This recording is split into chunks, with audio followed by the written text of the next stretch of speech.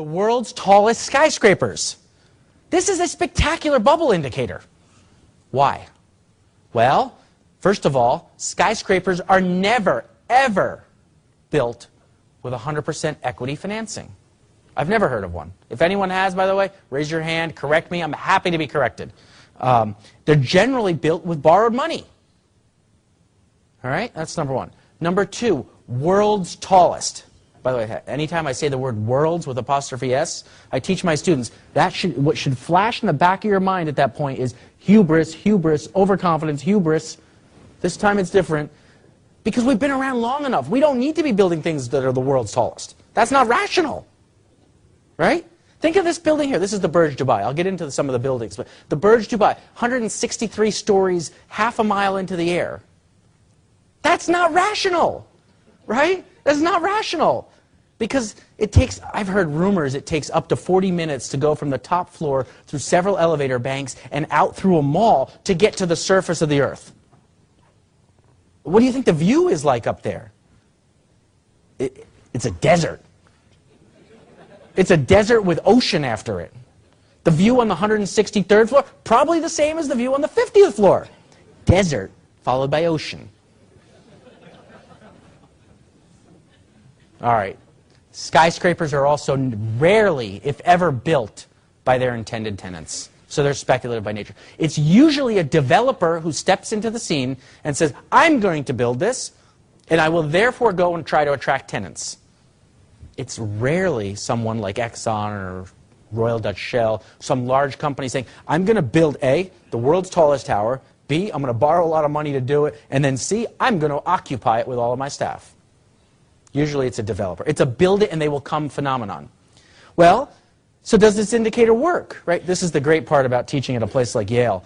None of my students believe anything I say. They all think they know better. They all want to sort of challenge me on everything. And so fine, that's good. It makes me better at what I do. And so they say, well, that's great, Professor Mansharamani, that's wonderful. But does it work? I said, well, yeah, let's go back and look through history. We can start in 1907 with the MetLife building, and there's some others, but let's start in 1929. In New York, 3 towers competed for the world's tallest tower status.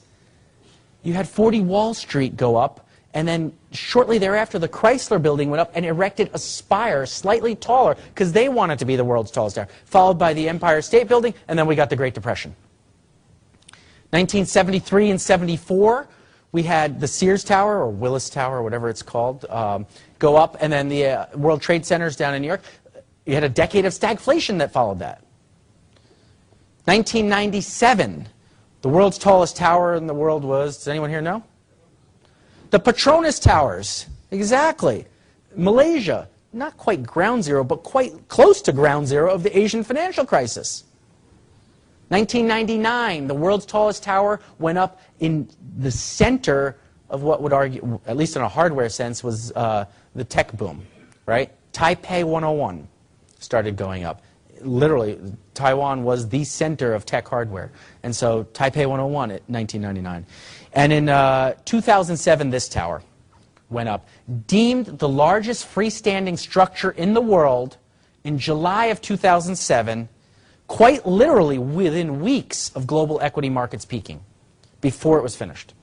Now, I think that precision is probably not something we should seek. That was probably coincidental. But nonetheless, this is a good indicator.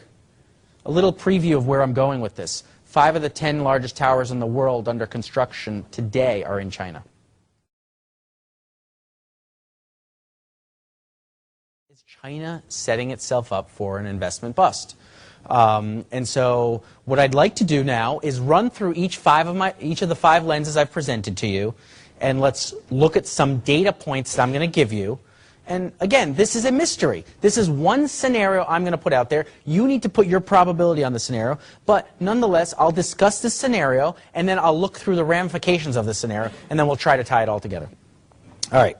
So microeconomics. I do apologize. I know all of you, probably no one can see these numbers, so I'll describe them. Again, I think that you're going to get hard copy printouts at the end, so you'll have access to this stuff. And by the way, any of you can feel free to email me for data. I'm happy to share whatever I'm allowed to, etc. But on the left-hand side here is a chart of residential mortgages and loans to developers, effectively a measure of borrowed money flowing into the real estate sector. right? And so that's risen by roughly 6x over the 2000 to 2010 decade. On the right-hand side is a chart of house prices on a price-to-income ratio basis in China. We've had rising incomes, so this chart actually doesn't show the full impact. It was the only chart I was given permission to reproduce from this National Bureau of Economic Research report, but nonetheless, it shows housing prices are high and rising in most of the major cities. Just to give you some calibration, it shows here that most of the prices are, what, sort of high single digits through mid-20s, if you will, on a price-to-income ratio. That compares to the U.S. markets, which peaked at around 6, 6.5, and are currently around 3.5. So just to give you some calibration. Now, why do I think of this as a disturbing dynamic? Because this, to me, is a textbook reflexive dynamic of heading away from an equilibrium. Why? Well, generally what we have here is a banker lending money to a potential buyer. That potential buyer enters the market as an incremental source of demand. That incremental source of demand causes prices to rise. Those prices rising leads to the banker patting himself on the shoulder, says, look at how smart I was. Look at how safe I am. My collateral value just went up, and I made a lot of money. I'm going to do it again. So he does it again, creating another source of demand, making prices rise, making him think he's safe and smart, so he does it again.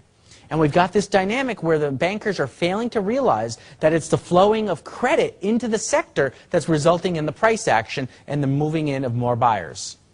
Right? So we could argue for a minute that's a reflexive dynamic. All right, lens 2. Are we seeing any signs of misallocated capital? Are we seeing any signs of overcapacity? And so on the left-hand side here, we've got a picture of the South China Mall. Now, the South China Mall was built to accommodate 1,500 tenants. It's built in Dongguan, China, between Guangzhou and Hong Kong, in what used to be effectively swampland. As of last year, it had 15 tenants. Built for 1,500 tenants. 99% vacancy rate. Okay? As disturbing as that is, more disturbing is the solution to this problem. So the CEO of the mall was interviewed on Bloomberg TV. There's a YouTube version of this. I'd encourage you to find it. This is a mystery. Connect the dots. He was asked in an interview format, okay, you got a big problem. What are you going to do about this? And his solution, really, I can't make this up, was he said, we understand there's a problem, and so we're going to expand to get critical mass.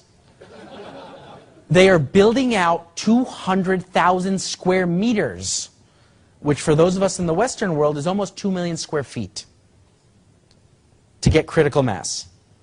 If I was writing an illustrated dictionary of boom-bust concepts, I would have that picture under the term easy money.